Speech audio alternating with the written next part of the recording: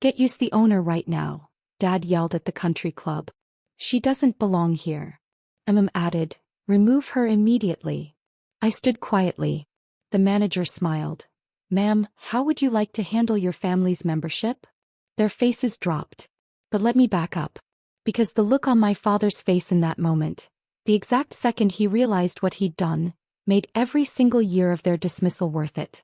My name is Victoria Hayes, and for 28 years my family treated me like I was invisible. Not because I was a failure. Because I wasn't the right kind of success. My older brother Marcus graduated from Yale Law. Partner at a prestigious firm by 32. My younger sister Olivia married a cardiac surgeon and became a socialite. Country club galas. Charity boards. The works. Me. I went to state school. Studied hospitality management. Service industry, my mother would say with that particular tone that made it sound like a communicable disease. "Victoria's always been simple," she'd explain to her friends at their tennis matches. "Not everyone can be ambitious." My father was worse. He'd introduce Marcus as "my son the attorney," and Olivia as "my daughter married to Dr. Richardson." When it came to me, and this is Victoria. She works in hotels. The pause before hotels always lasted just long enough to be insulting. They weren't entirely wrong about the hotels part. I did work in hotels. I just failed to mention that I owned 12 of them. It started when I was 23, fresh out of college with a hospitality degree everyone mocked. I was working the front desk at a boutique hotel in Charleston when the owner, Margaret Chin, took an interest in me. She was 72, sharp as a tack, and had built a small empire of luxury properties across the Southeast. "You see things," she told me one evening after I'd handled a particularly difficult guest situation. "Most people in this industry just process problems. You solve them before they become problems." Margaret became my mentor. For 3 years she taught me everything. Not just hotel management but real estate acquisition, property development, market analysis, luxury brand positioning. When she was ready to retire, she offered me a partnership opportunity. "I'm selling 3 of my properties," she said. "You can't afford to buy them outright. But I'll hold the note at favorable terms if you can prove you can run them profitably." I took every penny I'd saved. I worked 18-hour days. I lived in a studio apartment and drove a 12-year-old Honda. And 18 months later, I'd not only made the properties profitable, I'd increased their revenue by 43%.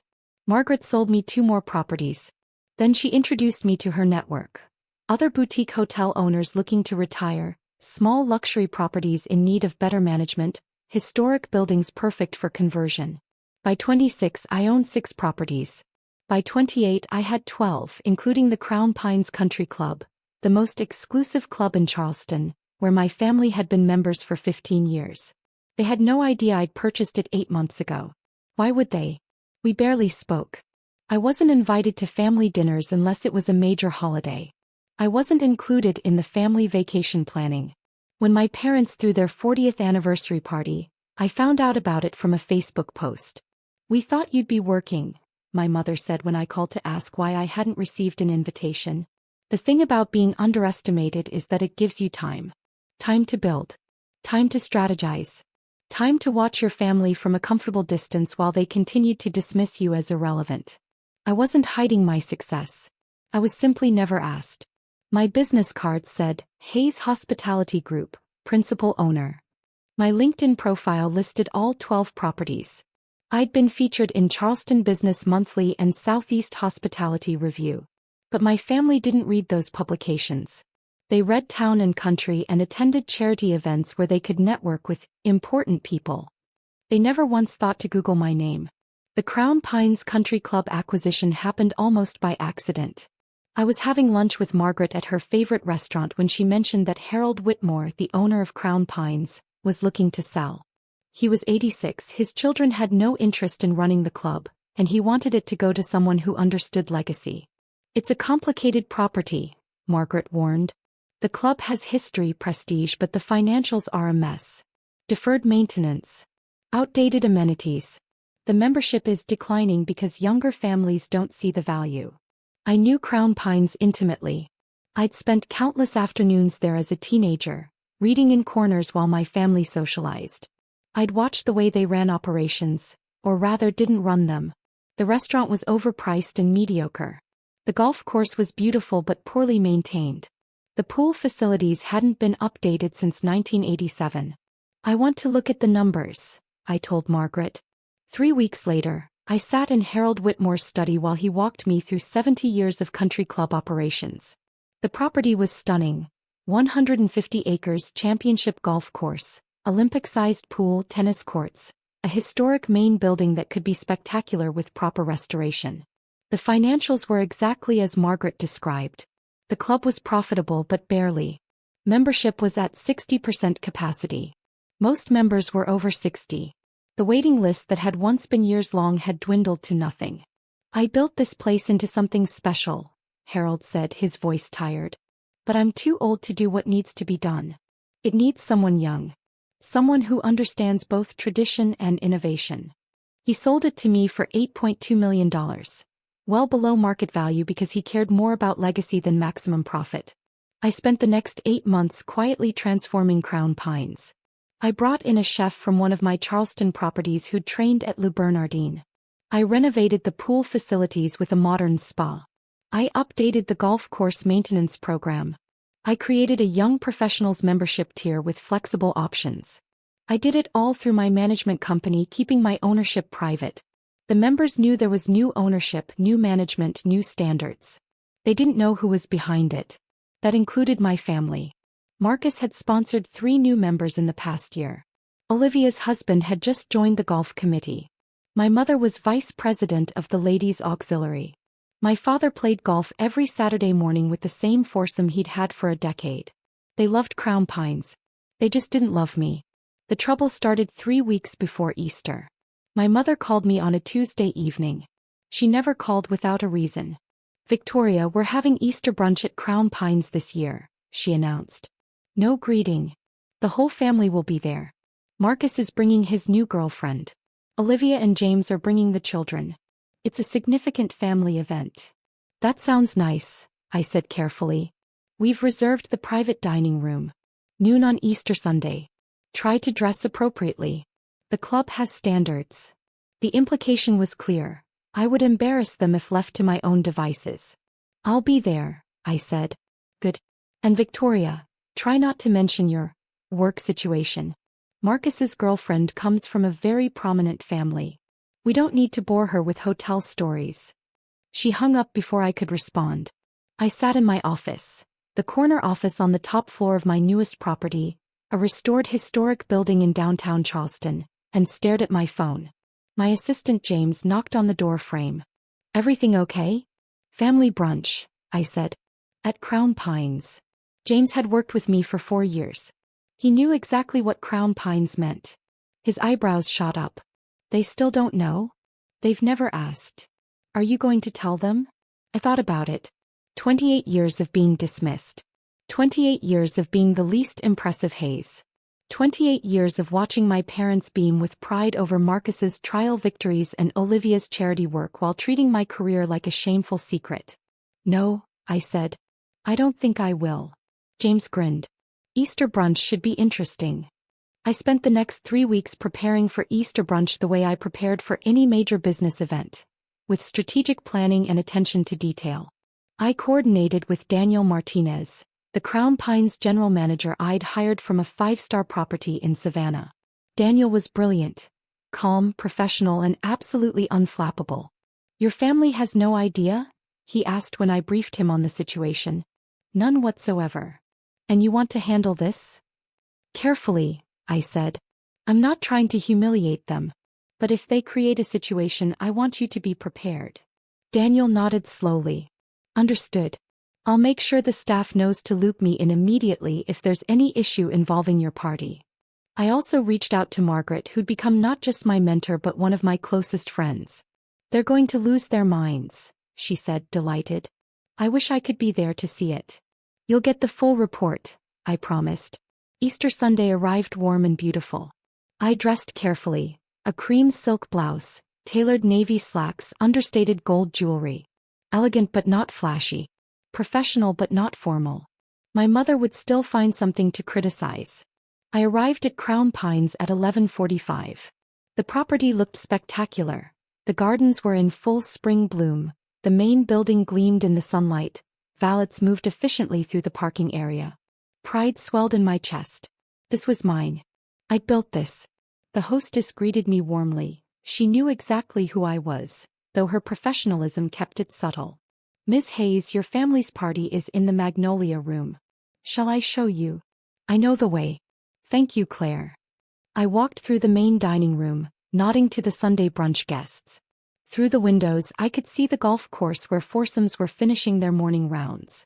The restaurant hummed with conversation and the gentle clink of silverware. The Magnolia Room was Crown Pine's most prestigious private dining space. Floor-to-ceiling windows overlooking the 18th hole, crystal chandeliers, seating for 24. My family was already there. Marcus stood near the windows with a tall blonde woman who had to be the new girlfriend. Olivia sat at the table with her husband James and their 2 children. My parents held court at the head of the table, greeting arriving guests. Because of course it wasn't just immediate family. My Aunt Patricia was there, Uncle Richard, my mother's tennis partner Susan and her husband. I hesitated in the doorway. No one had noticed me yet. Then my mother's voice cut through the conversation. Victoria. You're late. I checked my watch. It was 11:58. The reservation is for noon. Family should arrive early. She looked me up and down. Is that what you're wearing? Yes. It's very plain. My father glanced up from his conversation. Victoria. Good. You're here. Come meet Marcus's girlfriend, Stephanie. Stephanie, this is our younger daughter. She works in the service industry. Stephanie extended a perfectly manicured hand. How nice. What do you do? Before I could answer, my mother interjected. She manages hotels. Now shall we all sit? I'm sure everyone is hungry. The meal started normally enough. The server took drink orders. Appetizers were brought out. My mother dominated the conversation, asking Stephanie questions designed to showcase her prestigious background. I sat quietly between Aunt Patricia and Uncle Richard, responding politely when spoken to, otherwise staying silent. It was Olivia who shifted the energy. Mother, did you see that Crown Pines is under new management? She said, sipping her mimosa. The changes are wonderful. The food is so much better. The new chef is exceptional, my father agreed. They finally upgraded from that mediocre continental menu. My mother nodded. The new ownership has excellent taste. Much more sophisticated. Patricia, did you try the renovated spa facilities? Aunt Patricia launched into praise for the updated amenities. Everyone had opinions about the improvements. The conversation buzzed with compliments for the mysterious new owner who'd revitalized their beloved club. I took a sip of water and said nothing. Marcus turned to me. You're in hospitality, Victoria. What do you think of the changes? All eyes turned to me. They're well executed, I said carefully. The property had good bones. It just needed someone who understood how to balance tradition with modernization. Well, someone certainly knew what they were doing, my mother said. Apparently the new owner has a portfolio of boutique luxury properties. Very exclusive. How do you know that? Olivia asked. Susan told me. Her husband is friends with Harold Whitmore. He mentioned that the new owner was someone young with an impressive reputation in luxury hospitality. My father snorted. Probably some tech mogul looking for a tax write-off. That's who buys these properties now. People with too much money and no real understanding of tradition. Something in his tone, the casual dismissal, the assumption that success could only come from the right kind of people, made me set down my fork. Actually, I said quietly, the new owner bought Crown Pines because they understood its legacy value. They saw potential beyond just financials. My father waved a hand dismissively. I'm sure the real estate investment was the primary motivation. These young entrepreneurs don't care about tradition. Some young entrepreneurs understand tradition perfectly well, I said. Marcus laughed. Come on, Victoria. You manage hotel front desks. You're not exactly qualified to assess major property acquisitions. The table went silent. I felt it then, that familiar feeling of being diminished, dismissed, erased. 28 years of it compressing into a single moment. I could have let it go. I should have let it go. Instead I said, I don't manage front desks, Marcus. I own 12 properties across the Southeast, including 3 historic boutique hotels, 4 luxury resorts, 2 conference centers and 3 private clubs. My company generated $47 million in revenue last year. The silence deepened. My mother laughed. A sharp, disbelieving sound. Victoria, that's absurd. Why would you make up something like that? I'm not making it up. You went to state school, my father said flatly. You've worked in hotels for what, 6 years? You expect us to believe you own a $47 million company. I don't expect you to believe anything. I'm telling you a fact. Olivia shook her head. This is embarrassing, Victoria. We have guests. I'm not embarrassed, I said. I'm successful. There's a difference. Marcus leaned forward. Okay, let's say you're telling the truth, which you're not, but let's pretend. Where did you get the capital for 12 properties? That's millions in acquisition costs alone. I started with 1 property, a partnership with my mentor. I proved I could run it profitably. He sold me 2 more. I leveraged those to acquire others. It's called building a business, Marcus. Some of us do it without family money or Yale connections. My father's face was turning red. This is ridiculous. You're a hotel clerk making up fantasies. I'm the principal owner of Hayes Hospitality Group. You can Google it. We've been featured in Charleston Business Monthly, Southeast Hospitality Review, and Luxury Property Management magazine. My mother stood up abruptly. That's enough. I don't know what's gotten into you, but I will not have you disrupt this family event with absurd lies. They're not lies. Then prove it, Marcus challenged. If you're so successful, prove it right now. I pulled out my phone. Pulled up my company website. The homepage featured a photo of me in front of my downtown Charleston property, along with a Forbes profile that had run 6 months ago. 30 under 30, Victoria Hayes builds boutique hospitality empire. I passed the phone to Marcus. He stared at it. Frilled. His face went pale. This is real? Yes. He passed the phone to my father. Then to my mother. It made its way around the table. The silence was deafening. Why didn't you tell us? My mother finally whispered. You never asked. In 28 years, not once did you ask about my work beyond finding ways to diminish it. You assumed. You decided I was a failure because I didn't follow the path you valued. So I built something you couldn't even see. My father slammed his hand on the table. This is unacceptable. You let us think you deliberately misled. I misled no one. I told you I worked in hotels. I do. You chose to interpret that as failure. This is absurd, my father said, his voice rising. You cannot speak to your parents this way. I want to speak to the owner of this establishment immediately. We're being insulted by our own daughter in what's supposed to be a prestigious club. I want to speak to whoever's in charge. Now. I'm calling the manager, my mother announced, already pulling out her phone. This behavior is completely unacceptable. We're members here. We shouldn't have to tolerate. Get us the owner right now, my father yelled toward the door where our server had just entered with entrees. She doesn't belong here. I stood up quietly. My mother turned to me. Sit down, Victoria. You've caused enough disruption. I don't think so. Remove her immediately, my mother demanded. The server looked panicked. I'll get the manager. Do that, my father said coldly. I stayed standing. Calm, quiet. 30 seconds later, Daniel Martinez entered the Magnolia room. Impeccably dressed, completely professional, moving with the confident authority of someone who knew exactly how to handle any situation. Good afternoon, he said smoothly. I understand there's a concern? Yes, my father said, standing to his full height. We are longtime members of this club. My daughter, he gestured at me, has created an extremely disruptive scene. We want her removed from the premises. And frankly, we're questioning the standards of this establishment if this is the kind of behavior you allow. Daniel's expression didn't change. I see. And Ms. Hayes has been disruptive how? She's making absurd claims about owning properties, disrupting our family meal with lies and fantasies. It's completely unacceptable. I understand your frustration, Daniel said calmly. He turned to me. Ms. Hayes. Our eyes met. I said nothing. Daniel turned back to my father. Sir, I need to clarify something. Are you requesting that we remove Ms. Victoria Hayes from Crown Pines Country Club? Yes. Immediately. I see. Daniel paused. Then he smiled just slightly. Ma'am, how would you like to handle your family's membership? The room froze. My father's face went from red to white. What did you just say? Daniel's voice remained perfectly professional.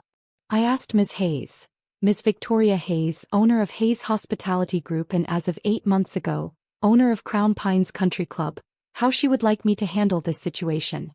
The silence was absolute. My mother's mouth opened, closed, opened again. No sound came out. Marcus sat down heavily. Olivia's face had gone pale. Aunt Patricia dropped her fork. It clattered against her plate. My father just stared at me. You own Crown Pines, I said quietly. Yes. I bought it from Harold Whitmore last July. I've spent the last 8 months renovating it, improving operations, upgrading amenities. Everything you've been praising all morning? I did that. That's impossible, my mother whispered. It's very possible. And very real. Daniel remained standing near the door, waiting for my instructions with perfect professional courtesy. Daniel, I said, my voice steady, please have the membership contracts for Mr. and Mrs. Hayes brought to me. I'd like to review their standing. Immediately, ma'am. He stepped out. My father found his voice. Victoria, surely we can discuss this. This is a misunderstanding. We didn't know. You didn't know because you never asked. For 28 years you never asked. You just assumed. We're family, my mother said desperately. You can't seriously. I can seriously review whether Crown Pines is the right fit for members who create disruptive scenes in private dining rooms, make demands to remove other guests and generally fail to maintain the standards we expect. Marcus leaned forward. Victoria, come on. Dad was just upset. He didn't understand the situation. He understood perfectly. I was embarrassing him.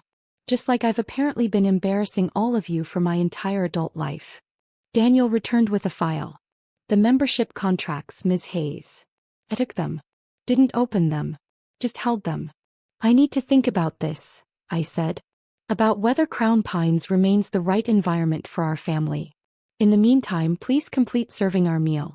And Daniel, put today's brunch on my personal account. My family's guests are, of course, welcome to enjoy their meal. Of course, ma'am. Will there be anything else? That's all. Thank you. He withdrew. I sat back down. Placed my napkin back in my lap. Picked up my fork.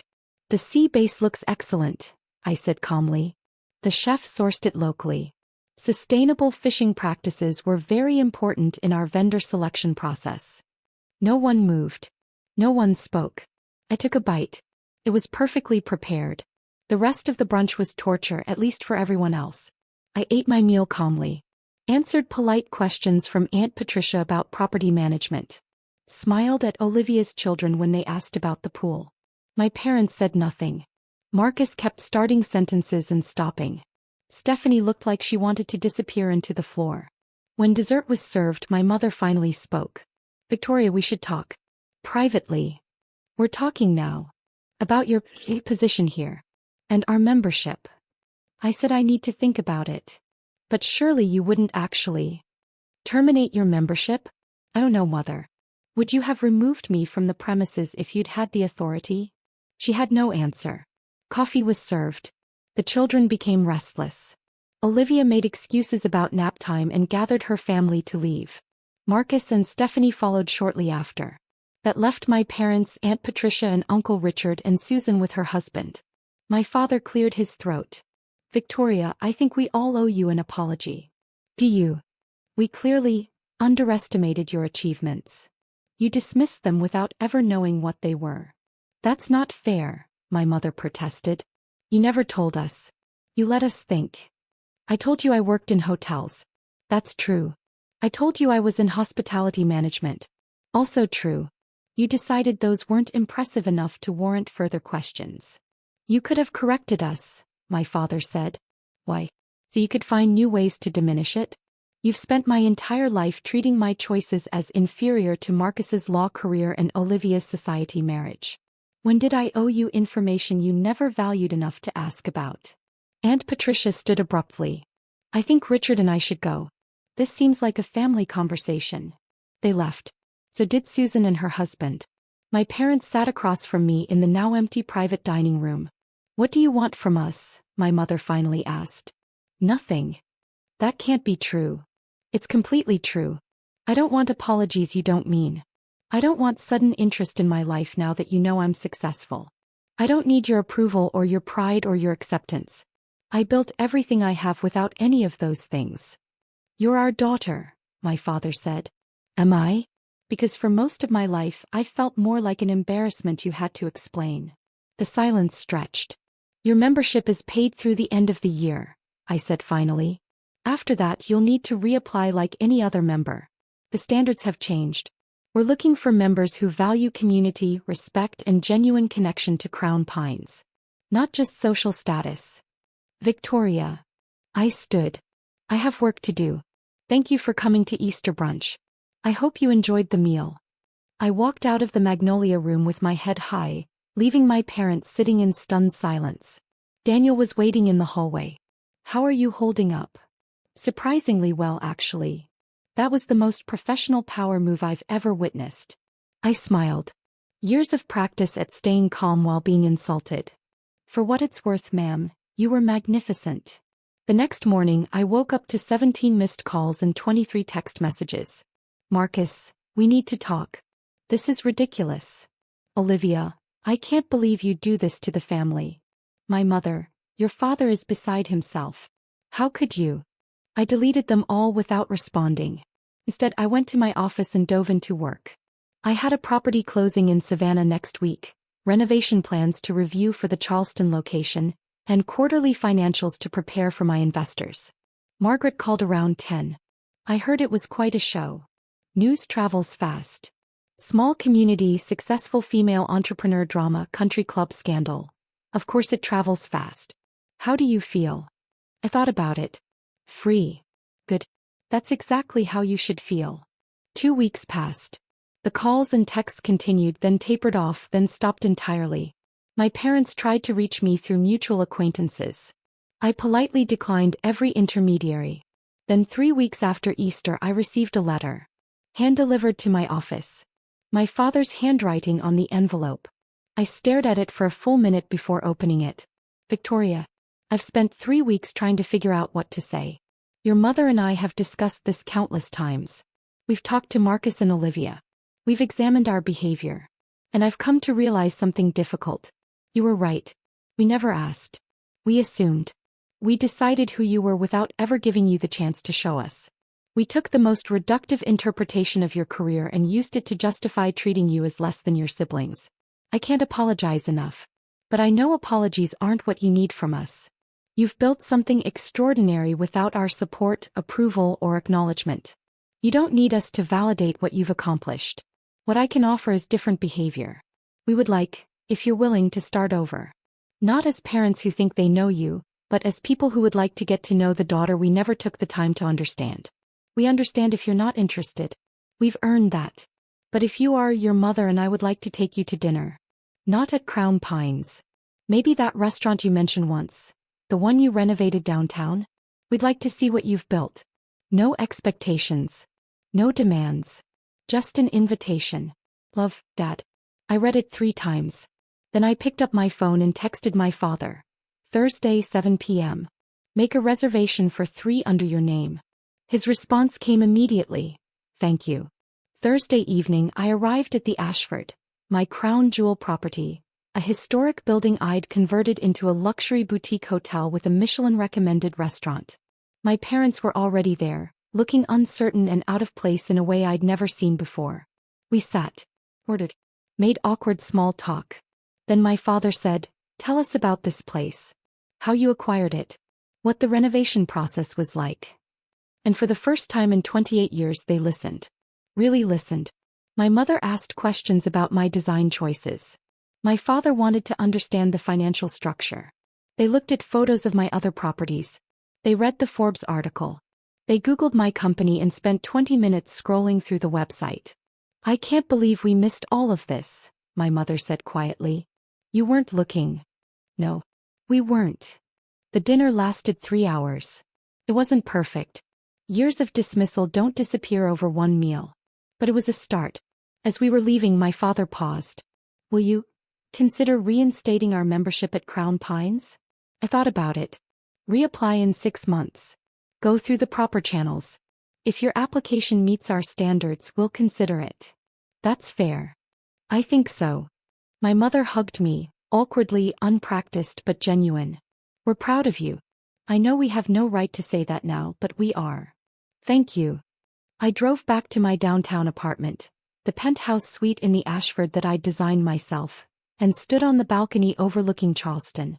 My phone buzzed. A text from Margaret. How was dinner? I typed back. Different. Maybe good. That's all we can ask for. Growth. I smiled and put my phone away. Below me the city lights sparkled. Somewhere out there were 12 properties carrying my name, my vision, my legacy. I'd built an empire while my family thought I was checking in hotel guests. I'd proved nothing to them. I'd proved everything to myself. And that, ultimately, was all that mattered. The next morning, I had a meeting with a seller in Asheville about a historic mountain resort.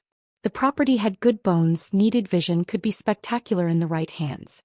I was already sketching renovation plans. After all, I had an empire to build. With or without my family's approval. But maybe, just maybe, with their respect. Finally, he thought.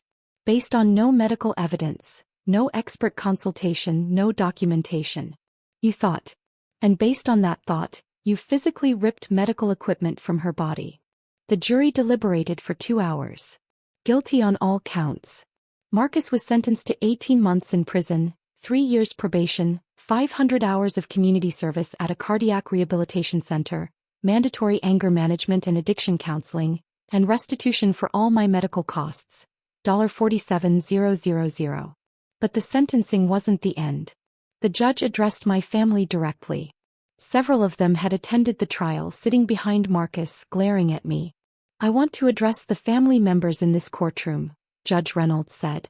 I've watched you throughout this trial. I've seen your reactions to the evidence. I've read the text messages and emails that were submitted showing your attempts to pressure Ms. Chin into dropping charges. And I'm appalled. She looked directly at my parents. A young woman spent 9 years managing a life-threatening illness while her family mocked her, dismissed her, and accused her of faking. When her condition was finally validated in the most dramatic way possible, when a leading cardiologist testified to her documented medical reality, some of you still couldn't accept it. Some of you still pressured her to protect her abuser. Mom's face was bright red. Let me be very clear, Judge Reynolds continued. What happened to Emma Chin was medical abuse. It was emotional abuse. And it culminated in physical assault. If any of you continue to harass her, I will not hesitate to issue restraining orders. She owes you nothing, not forgiveness, not reconciliation, nothing. The gavel came down. That was 8 months ago. Marcus served his sentence. My parents haven't spoken to me since the trial. Most of my extended family chose sides. There's not mine. I'm okay with that. Because what they still don't know, what came out only after the trial through my lawyer's civil suit filings, is that this struggling medical transcriptionist they'd mocked for years had actually sold a software company for $18 million. When my lawyer filed the civil suit for emotional distress, she had to disclose my financial status. The number became public record. My mother called me finally when she found out. Emma, why didn't you tell us you had money? Not, are you okay? Not, we're sorry. Just, why didn't you tell us you had money? Because my worth isn't measured in dollars, Mom. It never was. But you couldn't see that. You could only see what you decided I was. A faker, a burden, a liar. So you never looked deeper. She started to cry. We could have been so proud of you. You could have been proud of me for surviving a life-threatening illness with grace and determination. You could have been proud of me for building a career despite my limitations. You could have been proud of me for creating something valuable. But you weren't. You were embarrassed by my medical equipment and annoyed by my limitations. Emma, please, can we start over? No, Mom. We can't. Because you still don't understand what you did wrong. You're not sorry you dismissed my medical condition for 9 years. You're not sorry Marcus assaulted me. You're just sorry you missed out on being connected to someone successful. I hung up. I haven't answered since. But I have built a real family, one that chose me and that I chose back. Dr. Morrison and I have dinner monthly. He's become a mentor and friend. Brittany, Marcus's ex-girlfriend, and I are close now. She works in nursing and we volunteer together at a chronic illness support group. My business partners from the software company, the people who believed in my idea when I was just a sick girl with a dream, are some of my closest friends. And I'm engaged now. To David, who I met at a cardiology support group 2 years ago. He has a congenital heart defect.